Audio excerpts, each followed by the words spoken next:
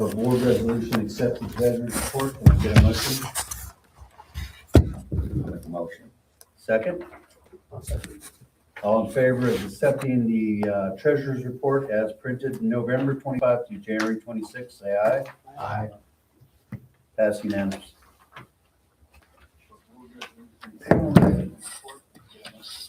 And YouTube is now with us. Welcome, folks. Jeffrey, you might point that towards us a little bit. There we go. All righty. Next item on the agenda is the Architectural Control Committee report. We'll be doing this every month to address complaints and inform the members of new building permits for homes that are coming into the neighborhood or people doing construction, putting up fence, all that type of thing. And in the past, people wanted to do something, they just pulled in the gate, they found a lot and dropped the house. We have people here that have been here for many decades, don't even own the property they're sitting on. I kid you not. And that's just from a lack of attention by the boards in the past. And I mean, this goes back 20, 30, 40 years. So we're doing things the proper way, I hope. And if you want to bring in a home or you want to do an addition, just a little hand sketch is fine. Let us know what you're up to and we will keep you out of trouble because we have properties now that are out of the line with the restrictions and we'll have to make some decisions on how to address that going forward. There is no grandfather clauses, no such thing in the law here in Texas. The fact that people got away with it doesn't mean they get to get away with it in the future.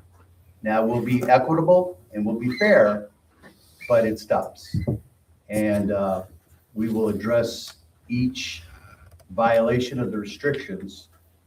Remember, the restrictions are a covenant between the buyers and the sellers and the association. And we can't change it without 100% vote of the members, which is, as you can understand, impossible. So these are the laws, these are the rules, this is what we have to deal with. Now, I've been stalling a little bit because Jeffrey's distracted and he's the next item on the agenda. That looks good to me. So can I get a report from the Architectural Control Committee on complaints and permits this last month? We've had 3 complaints from resident homeowners.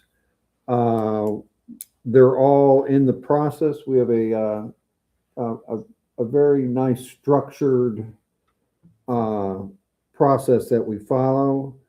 And but we've gotten 3 complaints from residents. None of these have been generated by the Architectural Control Committee ourselves. And permits we've gotten 2. Interesting enough, both for garages. And I forgot the third one, which is the 903 group is building 4 new homes over in section F on lots 1, 2, 3, and 4. Any questions for you guys? Anything strike you as you're okay with that? And we'll do that every month and we'll have a feel for what needs to get done. Now, he at some point will bring those forward to us, those complaints, and we'll decide what to do about them. So the other question I have on the like the garages or you said the houses, who approves that? Like, are you just approving it for now, or? They have not been approved. If they submit well, Jeffrey, you go ahead and address that. How do you do that? The Architectural Control Committee approves that. Okay. And we have a homeowner who owns one of those homes, and the one right next door.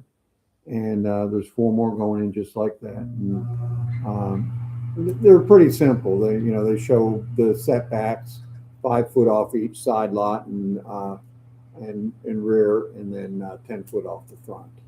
Minimum square footage. Yeah. Right. Yeah, that's where I'm just wondering. You guys are going to approve that when one comes to you, like whether it's a garage or a new home, that goes to the architect committee for approval. Yeah. Oh yeah. Yeah. They've submitted all of their homes for approval. Yep. Now, I had to actually go back to them and ask them for additional information because they weren't used to actually doing it properly, so. And all the architectural control committee is allowed to do is make sure they comply with the restrictions. So there's Where is section at? section F, Dogwood Trail, way over in between where you are on the highway, the last road over towards Pelican's. That's the one turn close toward the building.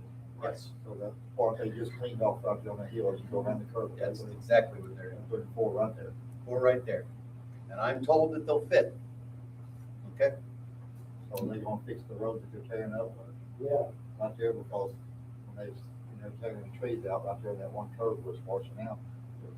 There's ruts right there. well, that would be very unfortunate for them because I just spent money to fix that road from one end all the way to the other. We'll get to that later. But yeah, if any time you see a truck in here tearing something up, let us know. We had a contractor came in and destroyed somebody's fence and didn't take responsibility for it. So that's another reason why we have permits, so we know who these folks are. And we can go back and say, I'm sure you weren't aware of it, but you did tear up our road that we just fixed. And they'll be responsible for fixing it. Thank you, Randy. Yeah, but 4 homes are going in there. The 903 group they're not fooling around. They're up to, I have the number here, I think they're up to like 10 homes now. Okay. Now, along with the ACC, we have somebody who has written to us and asked to be on the ACC as a new member. I'll read what it says. My name is Awera. He goes by Mo. I'd like to be part of the ACC, and then he gives the contact information. I think he's here. There you are. Yeah, what did you say my first name was? I did. I took a stab at it. You weren't even close. I know. Hi, everybody, my name's Mo, you can call me Mo. Mo. Okay. Come on, yeah. Okay. Without objection, I'd like to add him to the Architectural Control Committee to help out Jeffrey and the other two. Any discussion about that? No? I make a motion that we select it. Second? I'll second. All in favor, say aye. Aye. And may God have mercy on your soul. All righty. Thank you. You bet. And I'll add here that anybody else who's interested in helping out, I've had so many people come to me and say, that place over there looks terrible. This, I said, well, why don't you write a complaint? I'm not going to write a complaint. Why don't you join the Architectural Control Committee and you have some control over that? We can get these things cleaned up. Oh, no, I don't want anything to do with that. So don't complain. It's kind of like voting. If you're not going to vote, don't complain about who gets elected and how your country's run. So feel free to come forward. Yes, sir. Were you gonna address the fourth person that asked to be on the committee? He hasn't gotten it ready yet. Okay, Yeah, I haven't seen it yet. okay. So old business, nothing but good news. Roads. Section A, Waterview Circle. That's just right down here. There was a resident that paid to have the road paved very nicely out of their own pocket, and the ditch was not done at the same time. So the water coming down from all up in this area, section E and F, was running down across the street, hitting here, and then running into that ditch, and just it's a torrent all the way down the street. None of the culverts were working. It was undermining the road. So we went and we fixed that entire area, because one more rain and we're going to start, the asphalt would have started caving in. So it was kind of an emergency. The man was here, so we had him do the work. And he replaced the culverts and cleaned out culverts that were still in good shape. Our maintenance yard driveway, which was only 6 foot wide, you couldn't get a truck in and out of there, and we had 2 people get stuck trying to deliver materials to us. So he took all that out, redid it, put rock down. Looks very nice. I've had many people compliment us on the work he did there. Do we have any concern with that tree in that ditch? He said the water will run around it until it undermines the tree and it falls. So down the road, we're gonna have to take that tree out. That's a big tree. Somebody told me $7,000. We'll take a look at that. It probably has many years yet before it falls, but we'll watch it, make sure if it starts to get eaten up, Yeah. then we'll take it out. I mean, we'll act more prudently, but right now the tree's probably what, 5 foot wide? Yeah, it's just right in the middle of the trough of where the water runs. Yep, it's gonna undermine those roots pretty quick, and oaks aren't good for standing up by themselves anyway. Build a barrier around it? I'm sorry? Won't you build a barrier around it? It won't stop it. We could, but it's easier just take the tree out. The neighbors have mentioned to me that they're afraid it's gonna fall on their house. So we think probably best is it's on our property, the POA's property, so best we probably just get rid of it. As much as I hate to cut down trees, I'd rather cut down a tree than fix a house. Next is section D. We did all the roads in section D. For those of you who are following us, section D has not been happy with us, the board, for quite a while. The only road that wasn't fixed is the east side of Water Ridge Loop. The rest of it all the way around is fixed. The entrance was fixed with, I think total they had 5 loads of rock. So it's quite nice. The little roads, Arrowhead, Du Bois, Arc, and Pine Oak, some of them had some horrible ruts in them and holes. And all of those now have new ditches on both sides and are crowned and have rock on them. More rock is needed, but the problem is fixed for now. So all of section D, except for the very front part of Water Ridge Loop, is done. So A and B are up to speed. And then F, E wasn't that bad. E is still paved and it has some potholes and it has some beginning of trouble, but you can drive up and down it and not get your teeth jarred out. So we skipped over E. F was horrible. F, you couldn't drive down F, Dogwood, without your car being scraped on both sides by brush. That's how bad it was. And our right of way is 60 foot and we barely had 10 foot to get through there. It's back to 60 foot with ditches down both sides, all the culverts cleaned out and crowned in rock. So now I hear that down where they're putting in at the beginning of Dogwood, those guys have tore up that road pretty bad. It's just starting right there, because there was already kind of like a ditch going across it. Yeah. That you have to stop because the water's coming down the road and wash the ditch out. Even if you put gravel or something, it's gonna wash right back out. So culvert. It needs a culvert put there, so the water would come out of that ditch and run right on across. Okay, we'll look into that then. You rather put asphalt over it, so it don't. It's got to be fixed. Next item is invoices for the 24-25 assessments. As you folks know, we've been going through and fixing those things. All the people who owed us money have been billed the proper amount. The ones have, all of A and half of B have been corrected.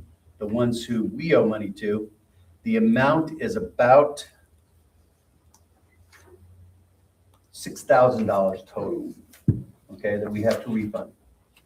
Now, what we'll do, as we've talked before, is we'll give those people, it's their option to either have a refund, have it applied to next year's assessments, or donate it.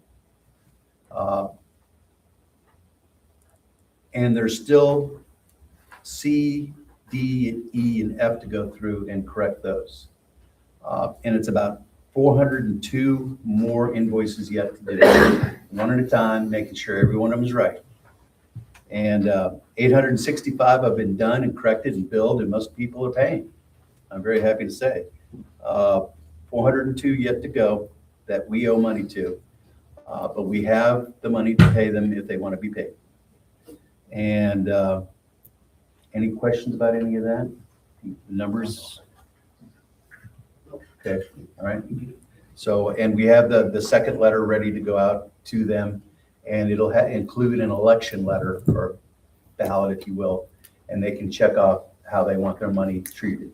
Because it is their money, it wasn't their fault that they were overbilled, but we're gonna come out of it okay. All right? So, and that was a big thing. So, the website, we approved $250 to do a new website. We did it for nothing. We have a brand new website, didn't cost a thing. Jeffrey donated his time, got it up and running. It looks great. Okay. If you go to the old website and click on it, it takes you to the new website. You don't even know there was an old website. So it's a clean transition from one to the other. If you click on items in the website, it takes you to the applicable information, be it minutes, events, calendar. What else is on there now, Jeffrey? All the bylaws, all the restrictions, board agendas. I'm gonna add, rather than adding minutes, we're gonna add links to the YouTube channel so that you can watch, if you're that interested in it, in the minutes, that you can do that. I think that's what we decided. Right, and they'll have an agenda they can look at, and if they don't want to watch the whole meeting, they can just fast forward to the part of the agenda that they're interested in, look and see exactly what was said.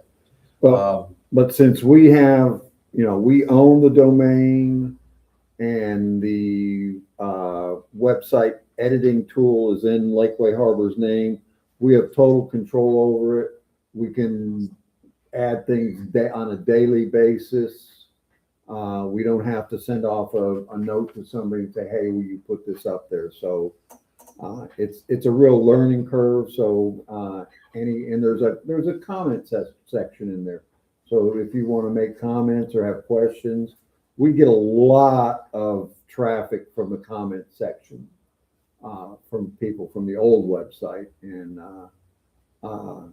the new website has the same contact form, and we just lots of questions and comments and concerns that we're able to address almost immediately. So, Right. and we had somebody tell us when we answered them that they were so happy that we answered them. And there's a lot of stuff was falling through the cracks, and Kathy and I felt like that since we waited 2 days to respond to them, that we were like falling down on the job, and they were like, oh, thank you so much for just, responding to us. So we're getting some good feedback, and that's always, motivating. we're only going to be as good as you folks make us. And we need help. We need suggestions. We need, somebody last week said that we should be putting the resolutions out for you all to see. Well, we killed a bunch of trees and they're out there. So hopefully that's what they want, but they'll also be able to go to the website and get an idea about it. And it meets some legal requirements too. Our old website, we didn't have control of it. If we wanted to change something or add something, it would take weeks or months or not, it just wouldn't get addressed, or nobody would call us back. So it was important for us to get control over it. And we've got control over the old website too. We got that transferred over to us, so I'm able to manipulate both. We're kind of maintaining them both at the same time before we actually cut one off. So does anybody have any questions about the old business, about the roads, the website, how the invoicing is handled? Does anybody have any questions at all for us? Yes, ma'am. I have a question because I'm relatively new here, so. Well, welcome. Yeah, well, thank you. First of all, I just moved in December. Oh, So I live over on the part of Water Ridge Loop, that not part you're not gotten to. Is that on the agenda? We want to, the long-term plan, according to how the money holds up, is to pave all 7.5 miles. Well, not And that, it is honestly not that bad. I mean, okay, I'm not really complaining. okay, Okay, and the other, so since you said you haven't done invoices for section D yet, is there any way that individual can look at their records to see? I have not gotten any kind of statement or bill or invoice or anything. You can come on into the office and on a one-by-one basis, we'll tell you where you're at, Okay, but we won't be sending the invoice and statement out to you until that we get agrees. to, we get to. Okay, I was just trying to avoid any, yes, because I had asked about that when I came down, I think it was for the Christmas party, because I don't even know, what is owed, how much it is. Sure, we can help you out there. Everybody's encouraged if they buy a property to get a resale certificate. That will tell you where you're at on the day of closing and any violations or anything like that. We're doing very well with our resale certificates. This was inherited property, so I'm not real sure. Okay. about that, but, yeah. Not a But, worry. yeah, okay. But if we didn't owe you money, then you're probably paid up. Okay. If we do owe you money, I'll dodge you for a little bit longer. Oh, I'm not worried about that. I mean, I'm not, I just want to make sure that I don't. I'll dance a little bit more, but we're getting there. I mean, she's doing them we have one person that we have tasked with just doing that. And that way there's no difference on how one person was handled or another person. If there's a uniformity all the way through and one decision and how to handle something is carried on from person to person. Anybody else? Yes, ma'am. Okay, I have a question. How do you get the resale certificate? And what is it for again? Resale certificate is if you're selling a property, you're buying a property, you contact the office and the fee is $250. And we give you a legal written document on what is owed on that, or if they're current, if there's any restriction violations, if they're currently under review by the ACC committee for problems. And it tells you the contact information. It gives you a copy of the bylaws and restrictions. It doesn't give you a copy, but it shows you where to go to look at it so that you're totally informed on what your rights and responsibilities are and what you need to do to stay in compliance. Okay, now, I'm just saying that's a lot of money. Yes, it is. $250. Uh, And is it required or is it necessary or not? No, only if you're buying a new property. When you bought your property, you should have gotten one and then stayed current since then. If you have questions, if you're an owner now, if you're a current owner, you don't have to buy a resale certificate. You come in and say, what do I owe? Or I don't understand this about the restrictions. Can you help me? And we'll be happy to do it for free. It's for new people that are purchasing it. Sir, when you bought, did you get a resale certificate? Yeah, I think I paid my dues at closing. Right, Yeah. so, and whatever the way the title company knew is the title company contacted us and said, we need a resale certificate, and they usually put it in their closing costs. Yeah, I paid my $250. Thank you for explaining. Yeah, my $250. A lot of people, like I said, they just drove around the pole out there in the middle of the road, and took their house and dropped it and said, okay, I live here now. Well, they never knew about a resale certificate because I was the one that told Dana about it. She didn't even think about it. So another step in the right direction. We're not going backwards, we're going forwards. Anybody else have any questions about anything, Ms. Sophie? Ms. Smith, go ahead. Is this resale certificate thing in our bylaws or in our covenants? It's in state law. It's required by state law, and it's regulated by state law, and we have to register it with the Texas Real Estate Commission. That's the first time I've heard about it. I guess the title company's always taking care of it. Right. Yeah, and sometimes if an attorney does your deed transfers for a inheritance, the attorney would contact us, and that would be included in his fee, probably to his client. And then some savvy people just know to get it because we have 10 days to give it to them. If we don't give it to them in 10 days, then they're home scot-free and they don't have to pay anything, and they're just like, we ignored them. Well, that stopped. Now we issue them in a timely manner, and everybody gets the information they need to be in compliance and not ever hear from us.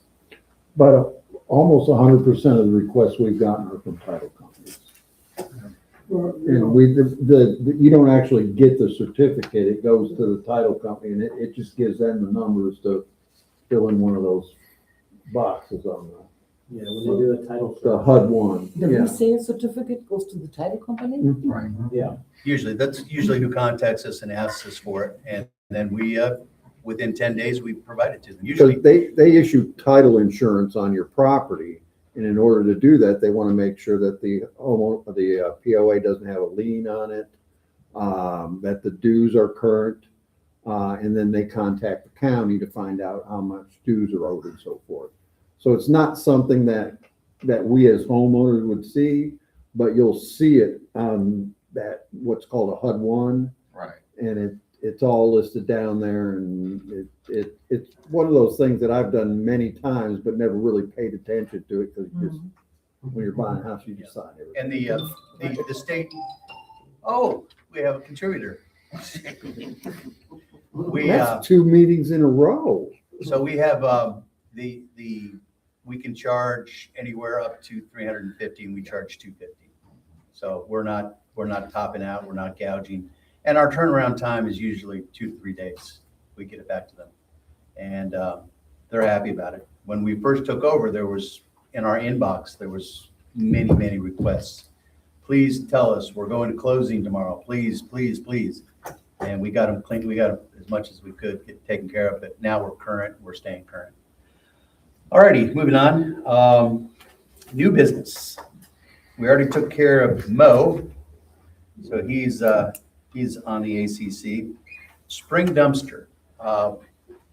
Dennis mentioned that, it's something that many of the owners enjoyed having every year for spring cleanup, and seeing how we're encouraging people to clean up their properties. We're looking to do something with a dumpster. What do you guys think? How much do you think it should cost? How many times should we empty it in the month? I'm thinking March 1st to March 30th, 31st. But, people tearing down houses and might say, oh, the contractor might say, this is a great place to get rid of our stuff. So how do you think we should deal with this? Well, if you leave it out front, they're gonna dump tires and everything in there. I mean, they've always done that. So I would suggest we put it inside the gate and open it up during the daytime and at night, and lock it down. Because if not, you're gonna have everything in that house. Couldn't you Okay. just lock it up? I'm sorry? Couldn't you just lock it up? Oh, no, You you can can throw stuff over. No. drive by it and stand in the back of your pickup and throw it. Not that I've Yeah. done that. You can lock it up. Yeah, we'll lock it up in the lot. Okay. We have a fence around that maintenance yard, which has now been totally cleaned, and Right. the vegetation's all been cut down and swept. Well, I think maybe he's asking, like, so if the dumpster has a lid on it, we lock the lid? No, No, this is, they're roll-offs. These are big Oh, dumpsters. oh. this is a large container dumpster that it's made for people in the community that have old washing machines and, just stuff in their yard that they haven't been able to get rid of through putting it out for the garbage man. Right. Al, didn't we separate the trash from the metal the last Well, time? actually, we had a guy that came and got most of the metal. He I dumpster can't dive? remember, somebody that was getting all the metal. I can't remember who it was. And we tried to keep it separate. Right. Okay. We've got a pile of metal out there now that I separated when I Just cleaned say the lot. everybody got washers, but we ought to just make a donated spot. Yeah, that's right. Any kind of metal, pile it in there, and that's something we can all haul off, and we'll put the money in the road. So I have the maintenance man look in there every morning or Look in the dumpster. look in the dumpsters and see if there's something that's metal. Oh, that we we could can put it on the recycle. side and have them The metal over here. put it there. Yeah, if they just pile it up next to the dumpster, or I don't know, were there pallets? But I remember we No, it wasn't separated it pallets. somehow. We Ma'am? just piled it Maybe on if the we get side. a hold of, like, one of the scrap iron places and they're bringing one of their dumpsters. That's That's a true. good idea. That's true. Whenever they put the metal in. Okay, that's a good idea. Thank you. We'll pay for the weight. Well, I'm sorry, what's the purpose for this dumpster exactly again? Cleanup for residents to have a cleanup, cleanup. spring cleanup. They want to, When you say for residents, so I can go there and dump stuff in there if I want? to? Yes. Yeah. yes, I don't really have anything to for talk free. about. Yeah, let's say you've got something in your carport, it's been there for a while, and you've been meaning to take it to the dump, this is an opportunity to take it to our dump and we'll dump it for you. We can have it in the yard. So Yes, sir. obviously just for residents, so if I need to dump something, I have to notify somebody. No, the gate will be open and, we'll be keeping an eye on it. I was gonna say, would that, kind of like encourage non-residents to go there and dump whatever they want? That's why we're talking about putting it in. Yeah. In the maintenance yard, so they'll, What, they'd have to know what was there. yeah, and we could even control it. We could only let it be open 3 days a week, Right. which is Tuesdays, Thursdays, and Saturdays, and we could have somebody go down there with a key and unlock it for them and say, okay, there you go. Oh, put that metal over there and the dumpster for them, yeah, steel company. Al, didn't we put it in the park one year? I think so. Yeah. That might be a disaster though. Well, that was a disaster. Because Was it? it's out of sight, out of mind. Yeah, yeah, that was a disaster. That part did not work. Yeah, I mean, the next morning, both of them were full and with everything. we Well, and that time that we got them out here, the last time, or before last, they were full, like overnight. Right.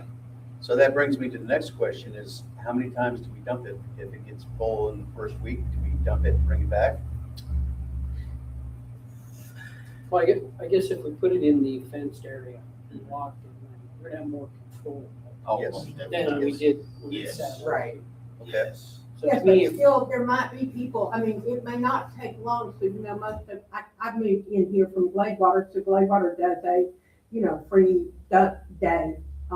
People take advantage of that. I mean, you had to be a resident and have a water bill and everything, but I could easily see just plain old, actually, people that own lots filling it up in a week or two.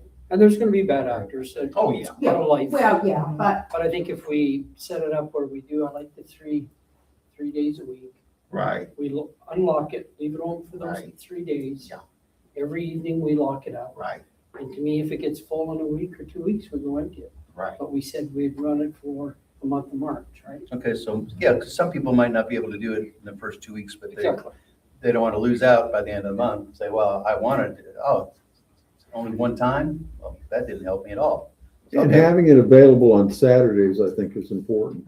I think that's what you said, wasn't it? Yeah, Saturday while we're open. And we also had somebody watching, to make sure they didn't put. So we can get wrong volunteers too. Just Right. keep an eye on it. Yeah, and so the whole time the gate's open. Yeah. Yeah. stuff. Right. I'm retired. He lives right next door. His backyard oversees the maintenance yard. That's why he built that big fence. Right, so we couldn't see it anymore. Okay, all right. So I have a motion for the dumpster resolution. Anybody have a motion? Make a motion. Okay, second it. All in favor of the dumpster like we described with the amendments that were mentioned? All right. Okay, pass unanimously, and good. All righty. Now, this next one is near and dear to me, so I'm gonna talk about it a little bit. A Roads and Budget Committee. This POA, as far as I can tell, has never had any kind of budget or plan. And that's why the roads ended up like they did. They didn't start out like that. I'm sure 60 years ago, they were beautiful. And from time to time, they've been beautiful, but there's been no periodic maintenance. There's been no plan on how to do that. And a roads committee can develop some processes and way to do things. And a budget, basically everything that we do around here is going to cost $1 or $2, even if we donate our time. So a budget and roads committee also gives us the opportunity to meet informally and speak freely without worrying about hurting any of the gallery's feelings about one thing or another. No decisions are made. No board votes are taken.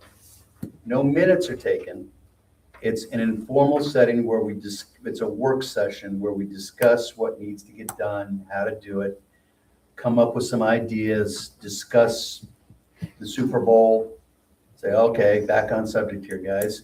And it's more informal and it's designed to allow people to speak their minds and come up with some decisions as a group. And then we would bring it, if decisions need to be made, we bring it back to the board, and in front of everybody, we decide what, like we have on these other issues. That's my thought for what it needs to be. What do you guys think about something like that? A budget and roads committee? I think it's a good idea. Good idea. It'll be a standing committee. The board members are ex officio members. And if we need to call in an expert about accounting or an expert about roads or an expert about law enforcement, then that's what we do. Then we get, Does anybody in the gallery have any heartburn over the fact that you're not invited unless you're invited? Again, no board, no votes are being taken, no decisions are being made, we're just discussing things. The decisions are made here in front of you. The votes are taken here in front of you. Okay, any other comments, Mr. Moody? The only thing and I might be wrong, but I think that anytime board members meet, even at a social setting, and discuss business, it's got to be there's got to be minutes and they've got to be presented to the. What Mr. Moody is discussing is called a walking quorum. It's where outside of the public's eye, we get together and we make decisions and we decide what we're going to do about something. And then we come back here and pretend like it's the first time we've ever heard it. Okay, that's called a walking quorum and it's not allowed. However, and in the resolution, I think you guys have it there, it specifically says no decisions are made, no votes are taken. It is not a board meeting. It is a roads and budget committee. It's a work session. Okay, and if we violate that resolution, then it's no different than if we have a walking quorum and we get together, in somebody's house and say, okay, this is what we want to do. This is, no, we don't do that here anymore. Everything is open in front of you, but there's more work than we can do in this setting. We need to be able to get together with stakeholders, people inside the community, outside the community, in a more informal setting and get the best advice and get the best decisions that can be made. And then we bring them back here and let you hear about what we've been discussing. But no votes are taken, no decisions are made. Well, we come up with some ideas and we come back here and he might say his point of view and you might say your point of view and I might have a third one and we try to get some consensus here. And then we take a vote after we also give you folks an opportunity to have your input into it. And we listen to what you say. So any questions about anything? Any thoughts? Any more thoughts? I mean, you guys have it in front of you, and I think right there it says, Number 4. yeah, number 4, advisory nature, no authority. We can't make any decisions. Okay? It meets the letter of the law, by the way, too. You guys have any other thoughts? You've had time to look it over. no, I got no other thoughts. Okay. The only thing I do have is how would we solicit other people to sit on? How would we? That's up to us. If we think we need someone to bring in, they can come in for that next meeting because they might not be interested. If we're discussing accounting or something like that, or buying a new software, maybe we bring in that salesperson and we talk to them. And then next month might be a whole different group of people, depending on. Okay, that give you a chance to, like, if there's something wrong in a certain area, you go over. Yep. And look at it like we can't do right now. Right. Go over and look at it, see what the problem is. Right. You brought up that thing about Section F, that Dogwood Road. Somebody messed up my road that I just paid for. I'm not going to be happy about it. And we're going to have a talk with some folks. Well, that part is, I was talking about. was I not fixed. understand, but that's an example, Yeah, right? she's an example. Where I'm like, oh, really? I noticed, we repaired the road to the lake and we repaired the parking lot down there. And someone thought it would be a good idea to go down there and do donuts and dig it up. We got people doing that on 4-wheelers down. Okay, so, You need to find out who they are. Yes. See if we can get paid. Yes, it's in the process. Yeah. So, can I get a motion for a Budget and Roads Committee, standing committee? A motion. I'll second. All in favor, say aye. Aye. All righty, done. I think it's gonna be very helpful. Okay, we're still okay on time.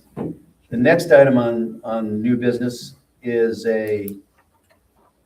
authorizing a voluntary, and I'm gonna say voluntary. The only fees and dues and things that we're allowed to come up with, we can't do fines, we can't do interest on crazy stuff. All we can do is an annual assessment. That's it. However, we are a Texas corporation and we can sell our services for a fee, but it's voluntary. We've had people call the office and say, do you have anybody that can come down and cut the grass? I'm not able to get down there every month and I want it to look nice. I said, well, we can work on something like that. So that's what this is. This is a service for fee program. Let's say somebody wants us to go and check on their house, or something's going to be delivered and they want it picked up and locked up because they can't get here till the weekend. We would say, well, we have a service that we can do, and we can use volunteers and ourselves and our minimal staff to take care of these issues. But it's voluntary. It's they're coming to us and asking us if we know somebody who can do this or do that. We have somebody who wants to maybe invest in purchasing some property here, and they want advice on something from the restrictions, or they want something outside the scope of what the restrictions call for. We can charge them for that. Let's say they're not an owner, but they want all the information on a resale certificate, but don't want to pay for a resale certificate. They only want to know about one little thing, like can I have a B&B? Well, they can hire us to investigate that question for them and give them an idea, but it's not lot specific. It's over the whole subdivision. Those are just some examples, and I'm sure there'll be some others that you guys can come up with, because that's just what I thought about. But it gives us an opportunity to make some money and maybe use our limited labor, but some labor to, in the summertime, cut some grass. People want somebody there when they have their driveway paved or something like that. So we could send a representative down on their behalf, and they would pay us, and we'll come up with a schedule of what fees we should charge for these things. And folks are welcome to do it or not do it.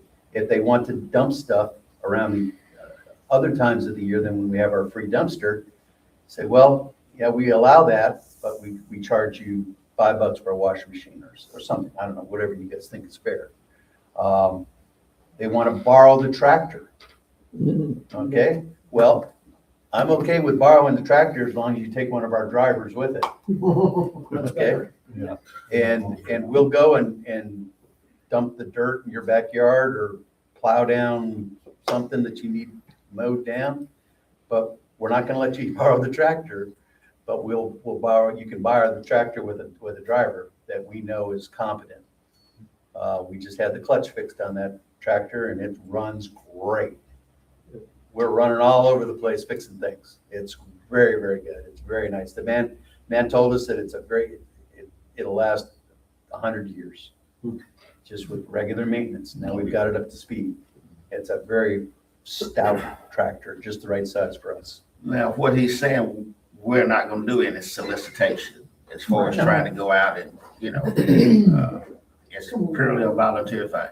There may be something on the website, Yeah, we should have service some for on fees. Click on it and say, oh, look, they do this and this and this and this. And I don't know, maybe window washing. I mean, whatever people are interested in having done, if we got somebody that's willing to either donate or be paid, that'll be fine. None of us will make any money off this, by the way. We're prohibited from doing that. But it's not to say that we can't have employees that go out and do it and the money comes to the POA. Everything we do is for the benefit of the POA. To go into the roads, to go into paint or whatever, fix the ceiling. There's lots of things I'd like to do, but it takes money. So, any discussion from the gallery about a service for fee? Any questions? This is not unusual. Other POAs and HOAs do this because homeowners don't always have the skills or the time to do these things. And they call us. Yes. So let me get this right. If somebody needs their lawn mowed and, I have my company, whatever, and they pay me, but that money goes to you guys or into the HOA? They would call us and say, hey, I'm on vacation. I got a call from my neighbor saying my grass is growing over his trees. Do you have somebody to come and cut it? We would look at our fee schedule and say, yes, we cut yards for $50. Okay, yeah, I'll pay that. We send somebody over there, a volunteer or an employee, and they cut the grass using our equipment. And then the POA gets the $50. The person we send over either volunteers his time or he gets paid because he's an employee. It's a small program at first, admittedly. Right. Like that might be something I might be interested in, like, a little side gig, but get paid for it. Yeah, you guys can do that, but we can't. The directors can't. Right, but you can recommend us. Oh, absolutely. Now, you're Like not if going to somebody needed their house painted, for example. Yeah, that's what I do. Please let me know. So, Go my way. okay, and others are welcome to, all those out there in YouTube land, others are welcome to say, I have this service, I have that service. We won't be endorsing anything, but we'll have some checks and balances, I think, on people we send out because they're paying us, so we have to stand behind the work. Yeah, I was thinking liability. Yeah, we'll have to stand behind the work. We do have a great insurance policy that they pay way too much for, but that's another story. So anyway. Okay. Any other thoughts, questions? This is something that Dennis and I talked about. And okay, can I get a motion? I'll make a motion. Second. All in favor, say aye. Aye. Alrighty. This is required by law. It's a records inspection and production procedures. After we adopt this, if we adopt this, it has to be registered with the county recorder's office. So this is a statutory requirement. The first one, or the one that's existing, is not sufficient. I've heard some comments about this. Anybody have a thought about this? Costs or something? Well, I think we need to establish a cost. Okay. This way, For records. Right. Can we have a suggestion? The law only requires that we're reasonable, Right. and we can set a reasonable rate and put it on our website, and that meets the law. So a fee yet to be determined. Yeah, I would think so. And what are we producing and Anything that people, any owner is allowed to pick through anything we have. Request records. Request records, old votes. we're not gonna do that for free? We have the opportunity to charge for it. So that, let's say a malicious owner that doesn't like us comes in and says, I want every record copied for the last 10 years. Okay, we can do that for you at $1 a page because there's time involved. Somebody has to sit there and do that for them. They're required to do it. Somebody has to do it, the copy. I can tell you what toner costs. It's crazy.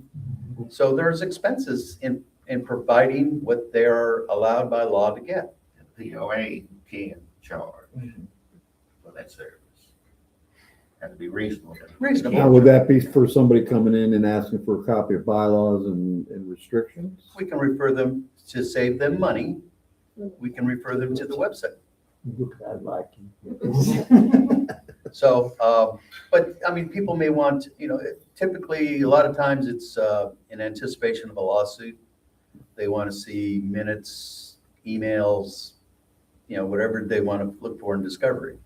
Well, we're happy to provide it. They have nothing to hide. They just might have to pay for it. A reasonable expense. We're not going to make money off it. So on a per page basis, like something. 10 cents a I think we'll page. come up with something. Undercut Kinko's a little bit. I mean, because it costs money for us to operate things. When people call up and say, yeah, I'd just like to have this, that, and the other thing. Well, if we can answer them quickly, that's fine. But if it's in depth, then hey, you gotta help us out here. All right, so as long as we keep it reasonable, we'll put the rates on the website and we'll file this with the county recorder. Can I get a motion? A motion. A second. All in favor, say aye. Aye. Okay, it's adopted. Filed along with our, what is the other thing I have to file? The management certificate has to be filed now that it's been done and corrected. Now, here's one that everybody's been waiting for. Authorizing the sale of POA property-owned lots and adopting sale procedures. I think there's lots of copies up there. I bet it was probably one of the most interesting one. We have a list of properties that we actually own and we have a deed to. There it is. And I've made a commitment that people that lived here and put up with the unfortunate way things are being done for so long should have first crack at bidding on properties. And we own, how many, Jeffrey? I haven't seen the list that you did. I think it's 14. The two of the lots we own are roads. Okay. And there's several lots right here. that- Yeah, and there's the 6 that are here. Okay, so we have a list of properties that we own. 14, probably 8 we're gonna hold on to because they're part of our operations. But, Two of them are parks. yeah, And there's some roads too. Yeah. Okay. I found some half roads too. okay. So, just for an example, the 2 lots behind here between your house and here belong to us. Well, they have playground equipment. My thought, just personally, I thought that the playground equipment should go down to the park and maybe we sell those. But then I started thinking our septic field might be underneath that park. It Okay. is. But that's an example like, oh, great idea, but no, we can't do that. Okay, but there are other lots. And we have no procedure now, no policy, other than we can't benefit anymore. I had to throw that in there. So, but we need a set procedure in case we're ever called on the carpet of how we do things the proper way. And that's what this is. This is a resolution and then an appendix with, 2 or 3 pages, 4 pages of procedures on how to do it properly and not get afoul of the law. You guys have had a chance to look it over. Any thoughts about it? This is just, when I do these things, I just go right down the statutes. But there may be other ways you want to do it. You might have other things. I don't have any questions, but I honestly personally would like to read it and think it through a little bit more. Okay, you want to table it? Yeah. Absolutely fine. So we'll address this again, which kind of bleeds into, that completes the agenda of new business. Now, future agenda items, probably will be revisiting this one about procedures for sale, which bleeds into how am I doing on pursuing folks that have just decided not to ever pay us no matter what. And we started out with 32 owners and 53 lots, representing 53 lots. 5 have paid, and they're off my naughty list now. 27 have graduated to the pre-lien department, where they have 30 days now, actually 29 days. And we'll get down to they're either going to pay or we will put a lien on their property, and it'll be recorded at the recorder's office. And then the clock starts ticking on to when I can foreclose on them. And some of these lots are very nice lots, which is why we need to have the procedures for sale. because we're gonna have, in addition to those 6 lots, we're gonna have every week more lots. There's almost 300 lots that are abandoned. I just went after the low-hanging fruit on this first pass. I've been authorized by the board to go after another 36 after these. And I'm holding off just because I don't want to overwhelm the judge. After the 29 days is up, the lien's filed, and the clock starts ticking on foreclosure. 30 to 60 days, depending on how quickly I can get a court date, it will be foreclosed on, and there'll be a sheriff's sale. And people will either buy it or they won't buy it. We'll either have new owners who are required to pay the old debt. That's part of the lien. And at that point, if nobody buys it, the POA will step forward and buy it because we're just giving money to ourselves. Let's say there's $3,000 owned on it. We bid $3,000, somebody bids $3,100, that's fine, we'll get the extra money. We'll get the $3,000, the $100 has to go to the owner of the lot, the former owner of the lot. Yes, ma'am? Will there be a 2-year time frame on it that you, We'll get there, I'm still in the okay, waiting for foreclosure. okay, If we purchase it, then we'll own it, but there are conditions on redemption. That's what she was mentioning, Cindy was mentioning. There's redemption. If it's homesteaded, there's a longer period. In the case of these POA assessments, it's usually immediate. When the gavel comes down, we own the property. And there's no waiting period for redemption. There is no redemption when it's a foreclosure sale for assessments. Now, if there's a cleanup lien or something like that, yeah, they've got 6 months to reclaim it. If it's homesteaded, it's longer. But, so the point here is that we're gonna end up with more lots. And there's no reason why people should have to live next door to a mess because the people have just decided they're not gonna pay and they don't care and they just don't care. Okay, well, we care. So we're gonna take that property and we'll either get owners or we'll get possession and then we'll sell it. And my druthers are, and I want you guys' opinion, do we put it on the market to a realtor or do we sell it to get owners first? For the ones we own outright, we own free and clear. Do we put it to the members first for them to silent auction on it or? I think we should. I think, Yeah. I think so. I'm fine with that. Okay, and then if nobody's interested in it because maybe it has a creek running through it or something like that, then we can give it to a realtor and have a contract with a realtor to sell it on the open market. All the money goes to the POA. Okay? So I guess my question on that, so if we get a foreclosure piece of property and it's a junk pile full of brush and we need to clean it, Mhm. if it goes back to us as the board, us as the AOC, we get that, do we clean it up then right away? And then charge those costs back to the person that purchases the lot? No, Because we can't leave the lot sit like it is.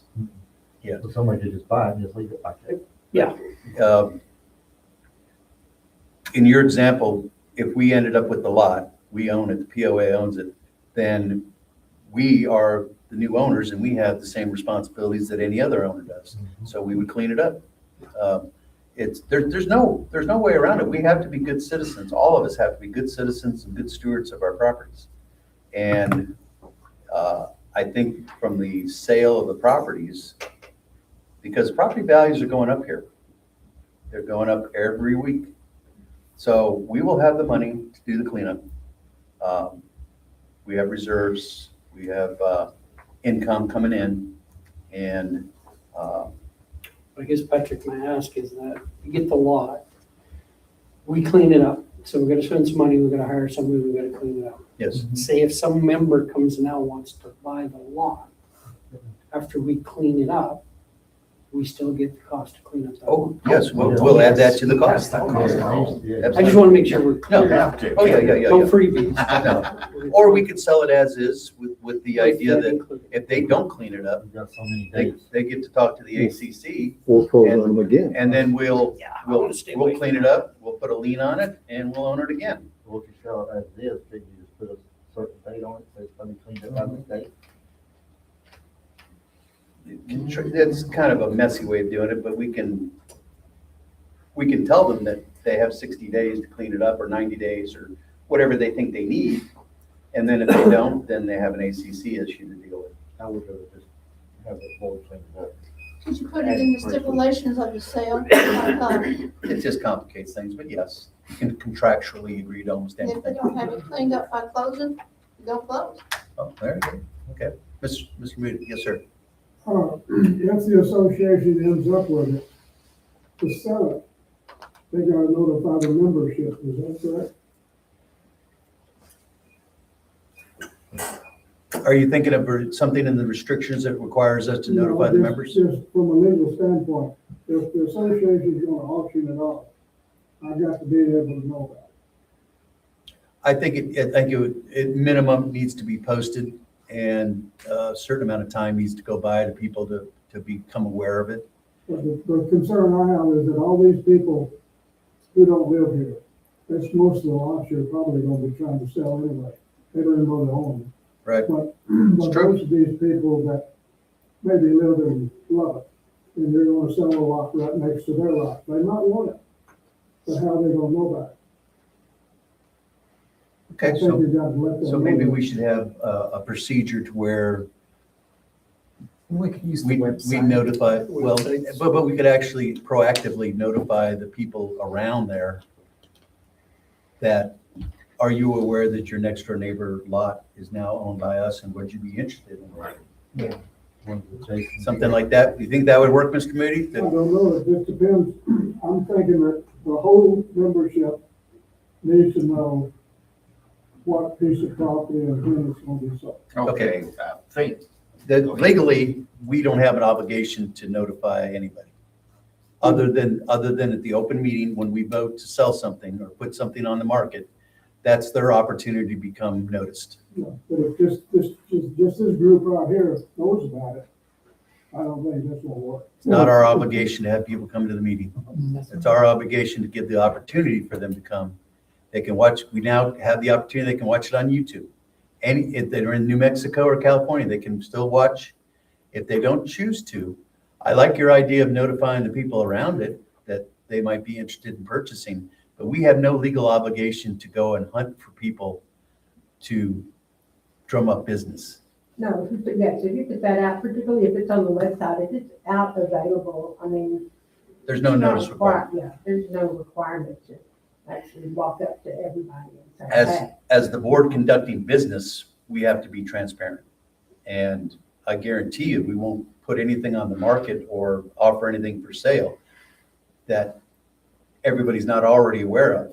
Every step of this foreclosure process, we are going to vote on, and it's going to be documented here that it's going on. At this point, we don't have anything to show you because we don't even have the procedures yet for sale.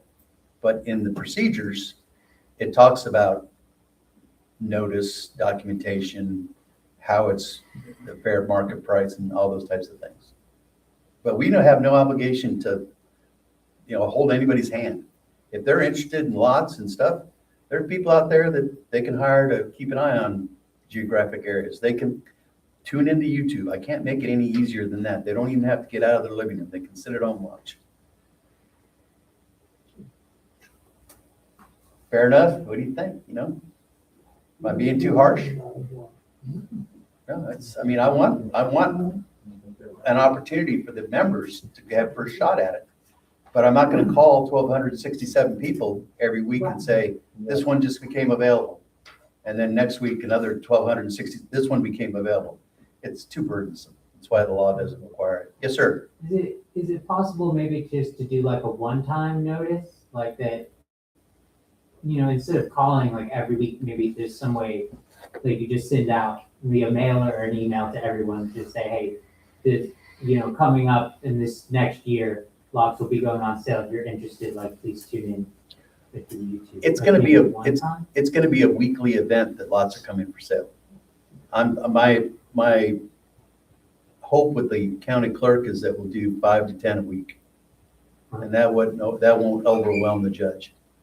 You might frown. Yeah, he's gonna be not happy with me if I bring him 300 petitions, Is it based off taxes and dues or just? just dues. The people will still be responsible for catching up the taxes. And we can make that clear to them. I mean, nobody's gonna get caught off guard. There'll be lots of safeguards so that people understand about homesteading, about what's available immediately. You know, you can start to do things with the property on day one, but you're at risk if the people do reclaim it. But the terms for reclaiming is a lot by lot basis. I can't make a general statement about that. It depends on the status of the lot, how the people hold it. If there's banks involved, and there's a lot of different things that go into it.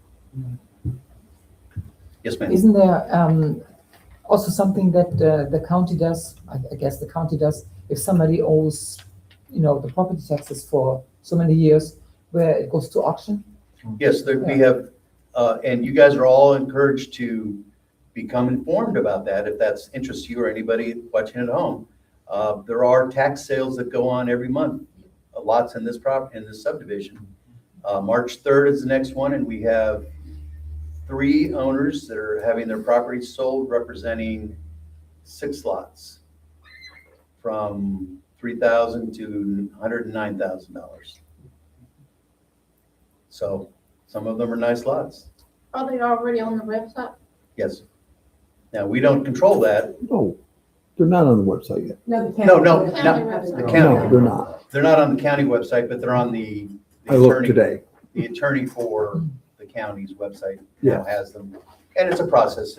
4 weeks before they, I have to sign a certificate, and then it gets posted, and then the county posts it, and then they have the sale. But that's all out of our control.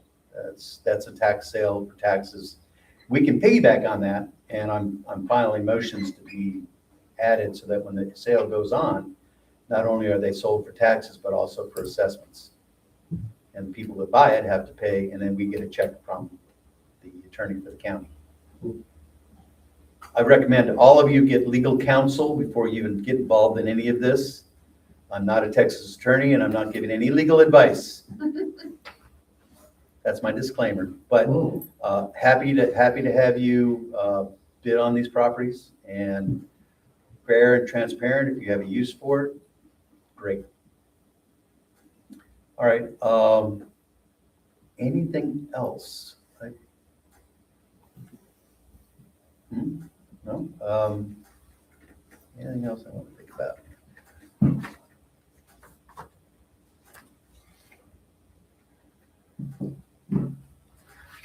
You might want to think about, I'll give it to you guys now. For the next meeting, it wasn't on the agenda, is limiting access to the park and the boat ramp. We were talking about people doing donuts down there and people throwing trash down there and that kind of thing. For many, many years, decades, that gate was locked and the owners had keys. So that's a policy to reinstitute that. And any thought, we can talk about it, but we can't act on it. Well, that was tried. They kept it up a lot. It didn't work. Okay. And the last time that was tried, we almost got a lawsuit. Yeah, the lawsuit was unfounded. We would have won. Yep. But, Because also people would, somebody in particular would unlock the gate and leave it open. that's a every possibility. time- And every time there's that- also I have the fear that they'll just drive around the gate through somebody's yard. Well, that's what they was doing. So, That's but how those ditches got dug.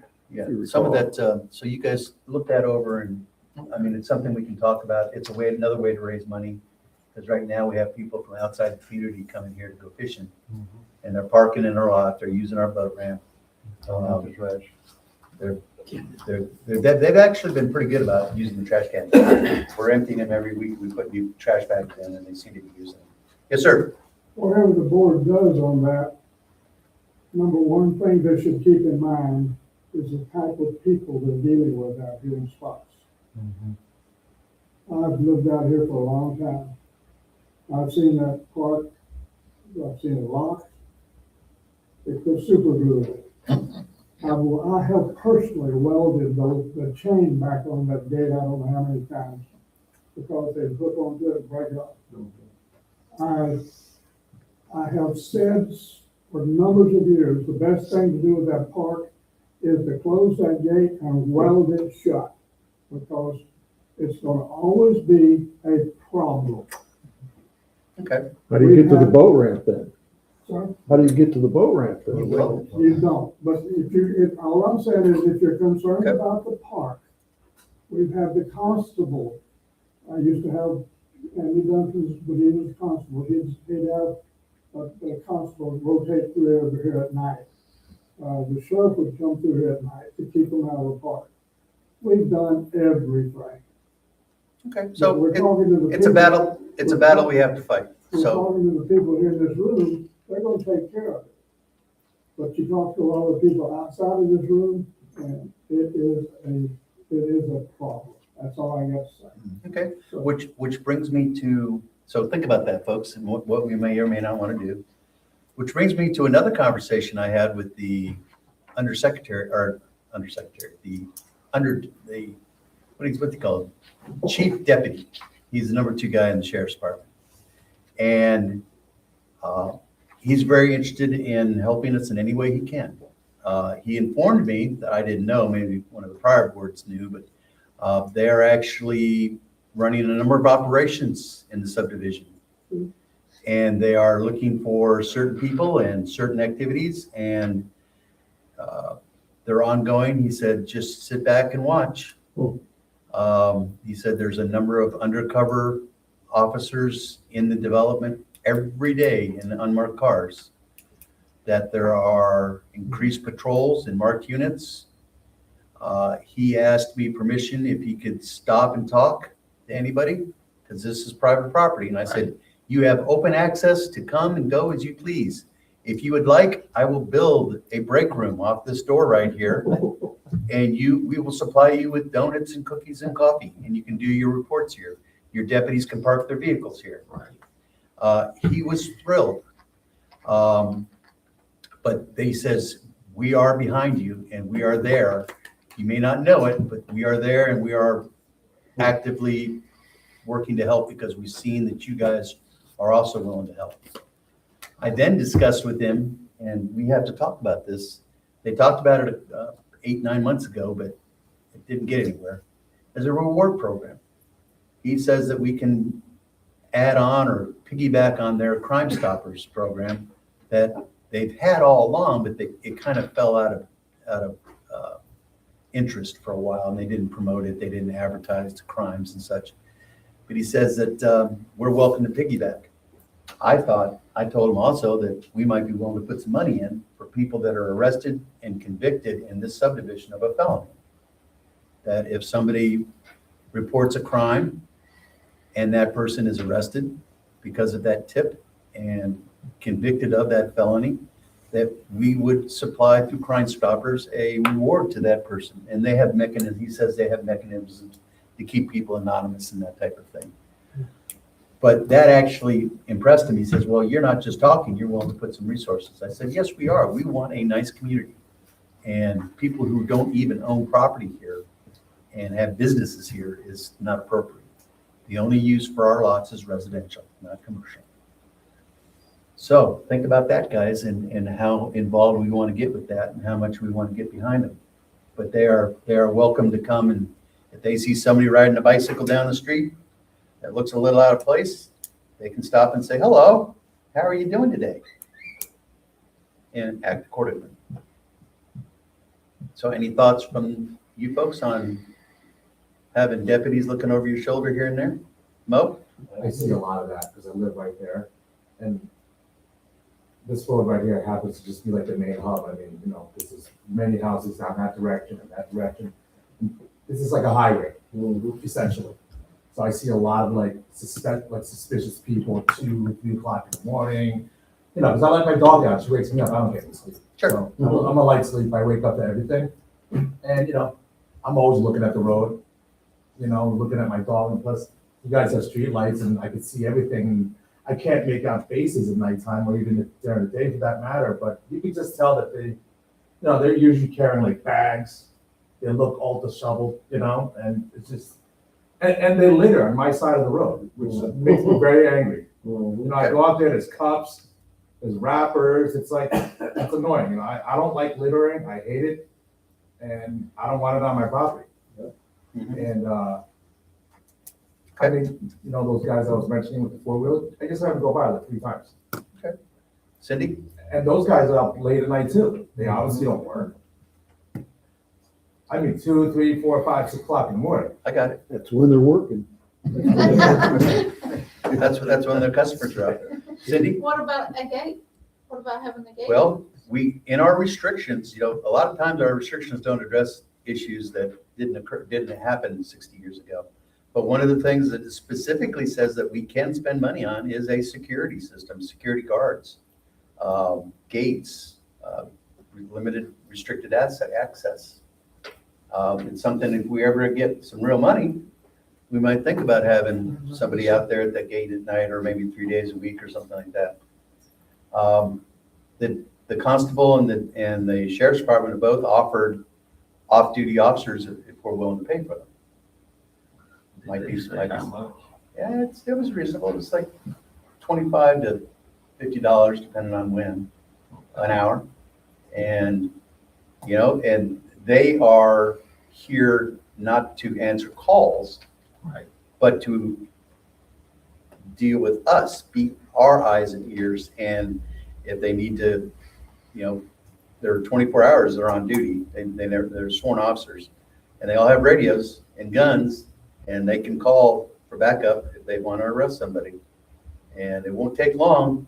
And people that are doing business in this community will find a much more lenient place to go and work from. I was gonna say the other option is just have some kind of like security code where you don't need a human being guarding, Sure. you know, like some gated communities, just have your code and a swipe card or whatever, keyboard. It's more than one gate. That's the problem. But you would have to change it on the It's the regular county basis. road.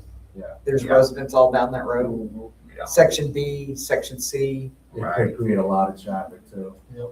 Yeah, but that's what I want you guys to think about between now and the next meeting is how do we address some of our security interests? Now, we'll be limited by funds on the short term, but that's why we're just discussing it now. We're not going to take any action.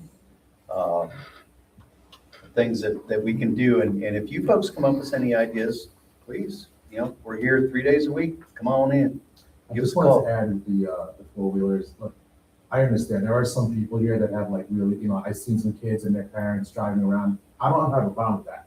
I have a problem with the people that are out past 10, 11, 12, 1, 2, 3, 4 o'clock in the morning, blasting down back and forth. Like, what are you doing? Like, what? Get a life, man. Like, what are you doing? That's all you do is go up and down all day, all night. Like, it's annoying.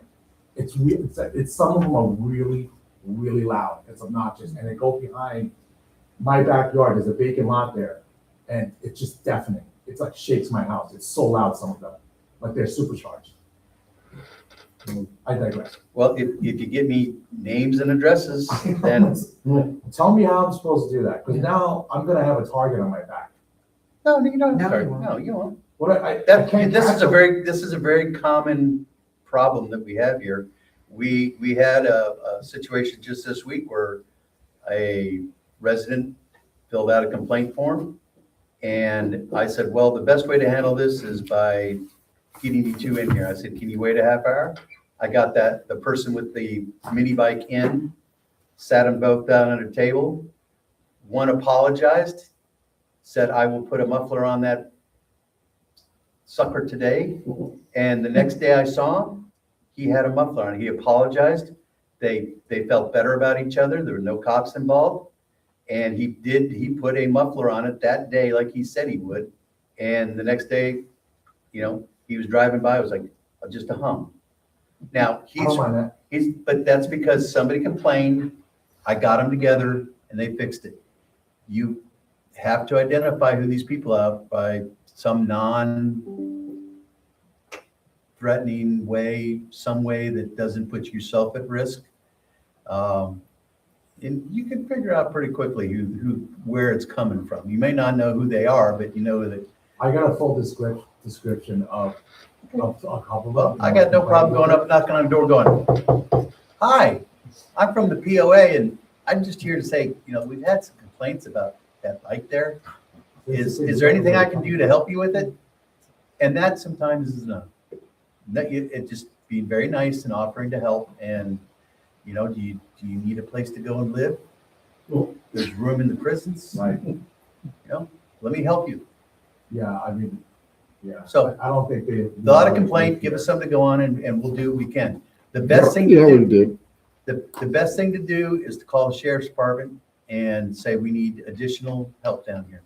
We need somebody down here. They just went by. I know they're gonna be back in 20 minutes. If your guy can meet them on the way back out, Patrick, I told you about that. I tried that. private Their hands are property. tied. They can't because we're HOA. He told No. me straight up, it's like, all I can do is wait for them. they have been given permission to come in here and anytime they want, 24 hours a day. And if they have a call, if somebody has complained, then they have a right to come in here. We can't stop them. Yeah, it wasn't like that 2 months ago. This when I is, called. well, They let me told know who their you hands talk are to. tied. You get the name of the dispatcher and we'll address it and it'll be taken care of. Okay. That should, aren't these county roads? Only No. one. This is Oh, non-county. that road. This is non-county road. But they get a call, they respond. Oh, And yeah. they will come onto the property and respond. So any crimes that's committed, they will investigate. the crime. Absolutely. Or an alleged crime or a So complaint. if there's a crime with them riding their four-wheelers, they should respond to that as well. That's not a crime. It's not, exactly. Disturbing the peace at 2:00 in the morning. Yeah. That's all they need. That's what I thought, right? Okay, cool, come and handle it. Nope, it's HOA, sir, we can only wait. Okay, I'm like, really? Get the name of the person who says that. Yeah, this was like 2 months ago, I mentioned this to you. Okay, get the name of the dispatcher Yeah. and that'll get addressed. And I mean, bet that is that'll a be the crime. last That's time. Noise pollution, people have work the next day. Okay? Some of us actually work and own a home and pay taxes. I hear your frustration These and people are squatters. Okay, I don't know where they go. I wish I had a drone. I'd like to follow them. I want to follow them on my own, but, no, without like standing up discreetly, of course. you're in a wonderful place to report them because you're right here at the entrance. Yeah, this is it's a busy hub right here. I You know what, understand. we're at it. There's people that speed here too. Oh, I want to have some more speed limit signs, maybe some more speed bumps. Is that possible? Some more? How about one? Oh, more than one that's out there, All of exactly. the delivery services speed like crazy around Yeah. here. Amazon. It's not, FedEx, there's specific UPS. like cars that come in here and I'm so loud, there's this blue car and he flies around right off 155, like on two wheels. I've seen this. And I don't know if he has friends back here, but they blast through here, even at nighttime, like 11, 12 o'clock at night. Well, I'm trying to get videos of it. we have 8 cameras on this building. Awesome. You Well, know, then you gotta see the, but you have to tell us, hey, Patrick, look at the camera at 2:00 in the morning Okay. last night. oh, I didn't know that. Okay? And, we also have access to license plate readers. That's great. But we have a lot of police officers that are in this community every night. If they get a call from the dispatcher saying, one over in your area, the one people you've been looking for, they just went down Lakeway Harbor Drive. Okay, but somebody's got a call. Now, I will help you personally if you give me something to go on. Remember that, if it's a neighbor-to-neighbor problem, best thing to do is get a cup of coffee and a coffee cake and go over and knock on the door and settle the problem. If it's a POA problem, you fill out a complaint, we'll address it. If it's against the restrictions, health and welfare, nuisance, we can address it. If somebody's breaking the law, you call the cops. Okay? I called the cops. I seen somebody like just doing suspicious things around this building about a month and a half ago. Mhm. It was like 1, 2 o'clock in the morning. They're ducking, they're looking for things on the ground. Obviously it's a tweaker. Okay, I know them when I see one. Okay, I've been around them. I just, So they came and they drove right past, I'm like, yeah, you just passed them? I'm like, turn around, sir. I mean, it's cool that they actually call you on your cell phone, these cops. Yeah, When I was from, they don't do that. they just need our help. They need our help Did they to find address you? the issues. I don't think so. Really? Yeah, I think they dipped somewhere and I'm not going outside. I'm not gonna dress them. It's not like, it's late, it's cold. I understand. But it's good to know that you have cameras installed there because I will tell you exactly the time of what vehicle drove by. Okay, but that's gonna be like 2 or 3 days later and they're already gonna be gone. But No, they're regular. They come here. I think they have friends here. They That's what I just was- blast around that's here. what I was gonna say. If we can identify who they are or where they're coming from or who they're visiting, Yeah. then we can do something about it. We have a complaint now that we're dealing with the exact same thing. And after I sent my certified letter with my mean, angry voice, I'm told by the neighbors that things got better immediately. Because I've been told I have a booming voice too. okay, I think it's section 905 of the criminal penal code. It says, you can have a nuisance house and the owner can be told to leave. I mean, I can't make them sell their property, but they can be told to leave and lock the house up. Yeah, So there's things that can be done. yeah. I can't be the only person that's affected by these guys. That's You're not, blasting by. but you're the only one who's spoken up. Yeah. Now, maybe some people on YouTube or these folks here will go and talk about it to some others. Anybody else have anything? I have one question. Yes. Who is the 903 group? The 903 group is just a group of investors who have been buying properties up. They contact the owners and say, would you like to sell? They buy the owners up, or they buy it at a tax sale. And then they put a house on it and they sell the house or they rent it out. They built those small houses. Okay. The one right next door here, Oh, the two next door here. I'd rather have a 900 square foot or 600 square foot house, new house on a lot that was a problem before and now it's not, with people paying dues and people coming to meetings. Thank you, sir. Not a problem. Well, the guys on the four-wheelers, if they're not making a whole lot of noise, but you like when they throw that rock on all over the trails, with a couple of them, just kept spinning around. They go down the end of the road and spin around. Ain't that destruction of property? Well, you can be a public nuisance. Yeah, I mean, they're just tearing up the rock. Okay, we have two avenues. One is to have the deputy cite them for reckless driving. The other is they're a nuisance in our community and we address it as a nuisance and evaluation of the property. And we can take action. I have no problem with taking action. Sure, what you got, Jeffrey? Have we ever thought about Yeah. permitting four-wheelers? It's not in the restrictions. Can't do it. We're limited by what the restrictions are that were written back before there were four-wheelers. I mean, it's like there's more likely in the restrictions something about tying your horse up than riding a four-wheeler. But I'm not saying people can't have them. Like I said, I've seen a father and son, but they're I quiet. understand. They're not out at 4 o'clock. I understand. I You know what I understand. mean? I'm talking about these guys. I got it. You know, I got it. I don't want to sound like a broken record, but I got it. I've been holding this in for a long time. I was feeling I'm you guys glad- out, coming to meetings. I'm glad that you came and I'm glad that you told us about it. And I'm thinking you guys have heard this too and the frustration. And if you're saying something, there's 20 other people that are thinking it. Okay? Because there's been times where they're gonna catch a rock in the head or a branch. It's just, it's annoying. Don't do it. Don't do it. Okay, anybody else got anything? Anybody, you guys have anything else? Anything you want to talk about? No. Here we go. Two times a month. Thank you all. I appreciate it. Thank you. Start signing. Is that right?